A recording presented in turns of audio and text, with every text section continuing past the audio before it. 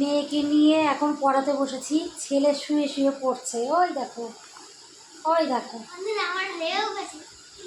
ছেলে শুয়ে শুয়ে পড়ছে। আর আমার দেখো মুখটারও যত্ন করার টাইম পাই না, সিঁদুরটাও পরার টাইম পাইনি আজকে।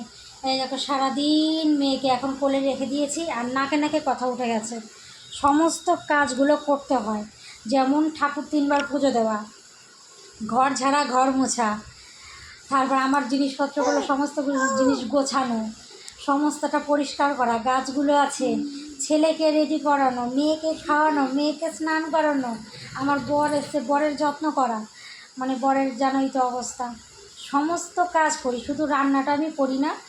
রান্নাটা বাদ দিয়েছি, পরে করব, কদিন পরে করব। রান্নাটা করলে ছেলেকে তো আমি টাইম দিতেই পারি না। আজকে আবার অনেক দিন পর বই নিয়ে বসলাম, ছেলেকে টাইম দিতে পারছি না আমি। এটাই হচ্ছে মেন সমস্যা।